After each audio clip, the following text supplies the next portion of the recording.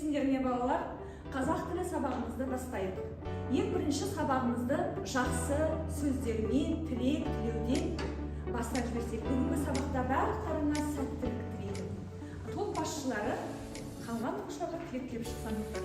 Барлық оқушыларға және де қарсылас топқа бүгінгі сабақта ұшқыр ой тілеймін. Бүгінгі сабақта барлық оқушыларға және қарсылас топтарға керемет көңіл күй тілеймін. Ендеше бәріміз экранға назар аударайық.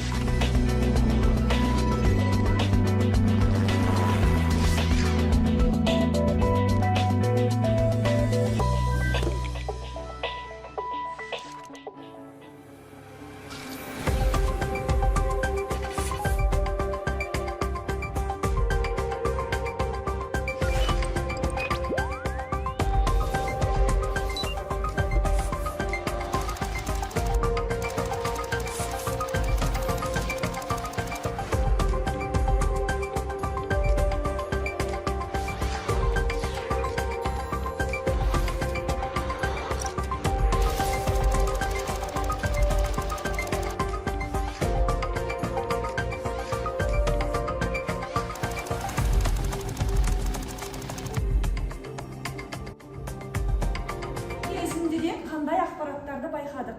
Бұл бейнежазбада біз халықтың соңғы жылдардағы демографиялық өзгерісін байқауға болады. Бейнеүзіндіден біз халық санының өсуі мен кемуі, яғни демографиялық статистиканы байқадық. Біз бұл бейне үзіндіден демография екенін түсіндік. Жалпы демография ұғымы нені білдіреді? Демография дегеніміз халықтың өсуі және төмендеуін білдіреді. Мемлекеттің дамуына әсер етеді. Ол халық жағдайының әлеуметтік жағынан өсуі және кемуінен байқалады. Халық саны қанша деп ойлайсыңдар? Қазақстандағы халық саны 19 миллионнан астам. Ал енді оның ішінде 19 миллионнан астам дедік, жақсы. Оның ішінде қазақ халқының саны қанша деп ойлайсыңдар? Оның ішінде қазақ халқының үлесі 65% құрайды. Бүгінгі сабағымыздың тақырыбы ұлттың болашағы демографиялық өсімден. Осы тақырыбымызға сай оқу мақсаттарымызбен таныс болайық.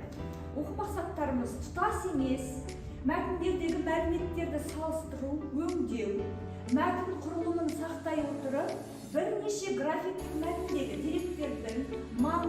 деректерді салыстыру, маңызды тұстар мен үрдістерді анықтап жазу. Және үшінші оқу мақсатымыз бұл салалас құрмалас сөйлемдердің мағыналық түрлерін ажырата білу, түрлендіріп, жазба жұмысында қолдану. Осы оқу мақсатына жету үшін бізде мынадай критерийлер. Диаграммадағы мәліметтерді салыстырады, мәтін ақпараттарын өңдейді, деректерді салыстырады, маңызды тұстары мен үрдістерді анықтап, мәтін жазады. Салалас құрмалас сөйлемнің мағыналық түрлерін ажыратады. Жазылым жұмысында салалас құрмалас сөйлемдерді түрлендіріп қолданады. Енді балалар, мен сендерді осы бүгінгі тақырыбымызға сай даму және өзгеріс деп екі топқа бөлдім. Не себептен? Себебі демография кезінде халықтың саны өзгеріске ұшырап, кейбір халықтардың саны өсіп, дамып жатады. Сол себептен даму және өзгеріс деп алдым. Енді бүгінгі біздің сабағымыздың бірінші тапсырмасы ойлан, бөліс әдісі бойынша даму тобы 2020-2021 жылғы Қазақстан халқын салыстырады, айырмашылығын табады, оны өңдеп жазады. Мен сендерге қазір ресурстар беремін, сол бойынша жұмыс жасаймыз.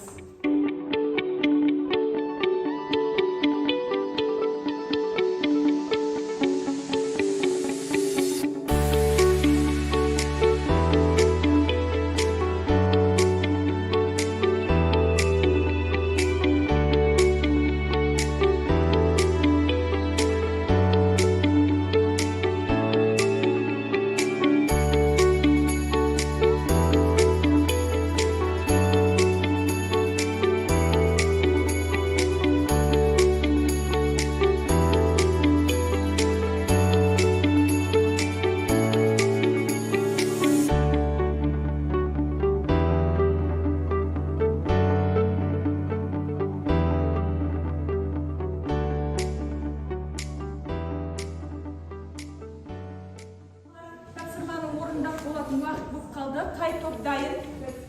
Жақсы, мына даму тобынан бастайық.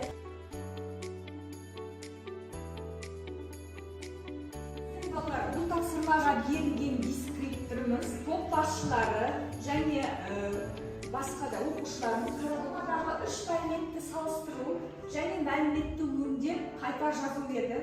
Біздің дискрипторымыз ал сөйлейміз. Осы дискрипторға сай бағалап тұрамыз. Бізге берілген тапсырмамыздың тақырыбы 2020-2021 жылғы халық саны салыстыру. 2020 жылы дүниеге келген адамдардың саны 162 мың адам, ал жалпы халық саны 19 миллионнан астам адамдар. Ал қайтыс болған адамдардың саны 104 мың. 2021 жылы дүниеге келгендер саны 178,9 мың адам. Жалпы халық саны 19 миллион 421 мың адам. Ал қайтыс болғандар саны 176 мың.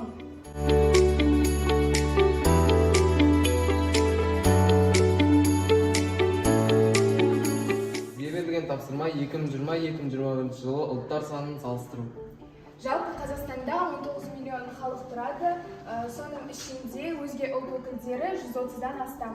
Жалпы қазақтар 65,2% құраса, орыстар 21,8%, түріктер 1,6%, корейлер 0,6%, немістер 1,1%, татарлар 1,2%, ұйғырлар 1,4%, украиндар 1,8%, өзбектер 3%-ды құрайды. Айтасыздар балалар, біз тәуелсіздік алғалы бері қысқа мерзім уақытта қазақ халқының саны 24%-ға өскен.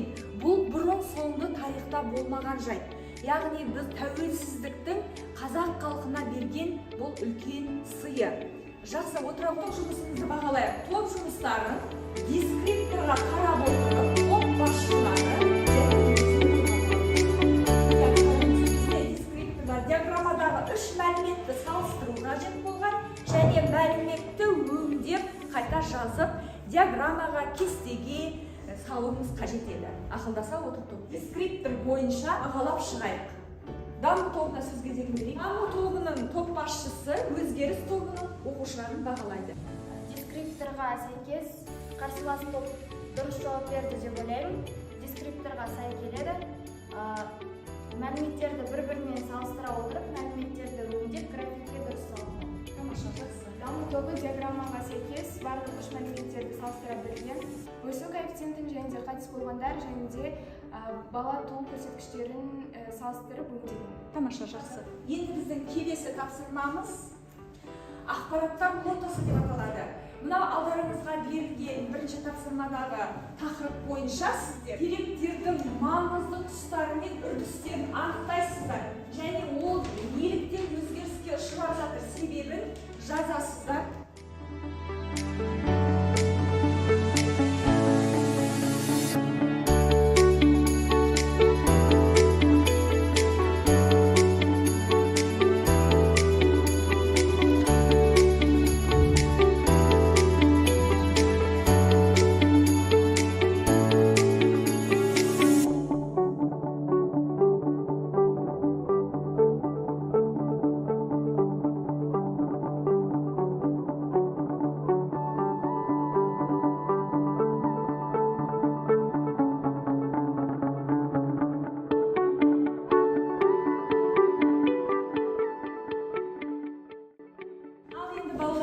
Уақыт аяқталды.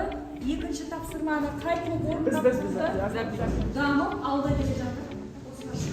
Берілген тапсырма бойынша біздің тақырыбымыз 2020-2021 жылы Қазақстан халқының демографиясы. 2020-2021 жылдары халық санының өсуі мен кемшілігін салыстыру.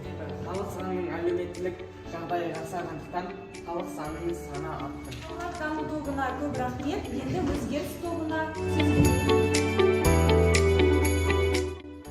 Бізге берілген тапсырма ақпараттар лотасын толтыру және де тақырыбы 2020-2021 жылдардағы ұлттардың саны. Маңызды тұстары: қазақ халқындағы ұлттар санын анықтау және қазақ халқының саны өсті. Неліктен? Өзге ұлттардың саны азаюы және де өз ұлттарымыздың санының көбеюі. Себебі белгілі бір жағдайға байланысты өз отанынан кеткен қандас бауырларымыздың өз еліне оралуы және де өзге ұлт өкілдері де өз ата мекеніне оралуы. болды. Тамаша зерттеу жұмысын жүргізді. жүргіздік. Енді топ басшылары бойынша жасаған жұмысымызды бағалай кетейік. Дескриптивда екі маңызды тұсын үрдісін анықтау және оны өмірмен байланыстыру болған. Өзгеріс тобына сөз кезегін берейік. Топ басшысы немесе тобы дескрипторға сай жұмыс жасаған, себебі мысалы жалпы маңызды тұстарын жақсы келтірген және де оның себебі 2020 жылы болған індетті де қосқан және де яғни ол өмірмен байланыстырғанын жақсы көрсетеді. сондағы өзгерістерді де айтып шықты. Тамаша, жақсы, отыра ғой. Өзгеріс тобы осы ақпараттар лотасы жұмысында екі маңызды тұстарды және де үрдістерді өте жақсы анықтады. Өмірмен жақсы байланыстырды, себебі 2020-2021 жылдардағы ұлттар санындағы біздің басқа елдерге көшіп кеткен қандастарымыздың елге оралуын жақсы түсінді. Біз алдағы жұмыстарда тақырыбымызға байланысты маңызды деректерді, аргументтерді, фактілерді жинақтай білдік. Енді осыларды қатыстыра отырып, біздің еліміздегі демографиялық жағдай қандай деген тақырыпта эссе жазамыз. Эссе жазу барысында салалас, құрмалас сөйлемдерді түрлендіріп қолданамыз. Ал іске кірісейік.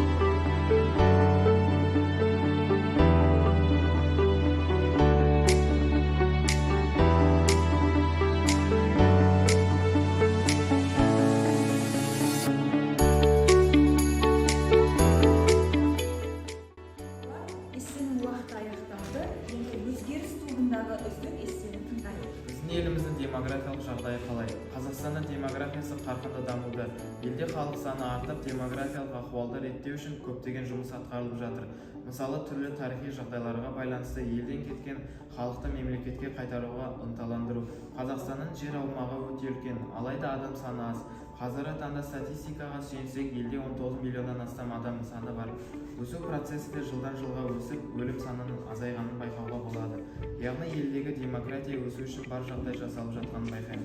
Тобындағы ең үздік эссе кімге сол оқи қойсын? Сіздердің шешім бойынша Ерсұлтан, жақсы. Халықтың табиғи сандық өсімі ұлттық тілдің және тарихи санның жоғарылауымен қос қабат жүріп отыруы керек. Саны өскен қазақ ұлтының ана тілін сақтап, түгелдерлік қазақ тілінде сөйлесе, Қазақстанның қазіргі ұлттық бейнесі де жаңа сапалық деңгейге көтеріледі. Қазақ ұлтының бүгінгі тарихи миссиясы осы шарада іске асыру. Барлық қазақ ана тілінде сөйлеп, мемлекеттік тілді қоғамдық қатынастар саласында пайдалануға міндетті. Дұрыс айтасың. Данышпан Абайдың біріңді қазақ, бірің дос көрмесең, істің бәрі бос деген ұлағатын темір қазақ ретінде ұстанып, тәуелсіздік берген тарихи мүмкіндікті толық пайдалану әр қазақ азаматының парызы. Бүгінгі сабаққа сендер өте белсене қатыстыңдар. Даму тобында, өзгеріс тобында өздерінің ерекшеліктерімен көзге түсті деп ойлаймын. Ал енді бүгінгі сабақты бүгін не үйрендік? Сен үшін тақырыптардың құнды тұстары болды ма? Осы тақырып бойынша тағы не білгің келеді деген сұрақтарға кішкене бір ой жүгіртіп жауап берсек. Бүгінгі сабақ өте қызықты болды мен үшін. Бүгінгі сабақта біз демография мемлекетке не үшін керектігін, ол қай салада екенін білдік. Мен үшін тақырыптың құндылықтары осы мемлекеттегі ұлттардың өсуіне, кемуін, сондай қандай ұлттар бар екенін білдім. Бүгінгі тақырып осы бойынша құнды тұстар болды ма? Мен үшін бүгінгі сабақтағы құнды дүниелер ол Қазақстандағы демографияның сандарын білу болды. Қазақстандағы демографияның жыл сайын саны қалай артуда, қалай кемуде және де қаншама ұлт өкілдерінде санын білу мен үшін құнды болды. Келесі сабақта шетелге оқуға кеткен жастардың қанша пайызы осы Қазақстан еліне, өзіміздің елімізге келіп жұмыс істеп жатқанын білгім келеді. Жақсы балалар, енді үйге тапсырма. Біз жаңағы Аязжанның көкейтесті сұрағы бар ғой. Қазіргі жастардың шетелде оқып жатқан қазақ жастарының қаншалықты пайызы шетелде жүр, қаншалықты пайызы сол шетелден келіп Қазақстанға қызмет етіп жатыр. Сол бойынша зерттеу жұмысын жүргізіп келеміз. Жақсы, сау болыңыздар. Бүгін өте тамаша жұмыс атқардыңыз. Осымен сабақ аяқталды.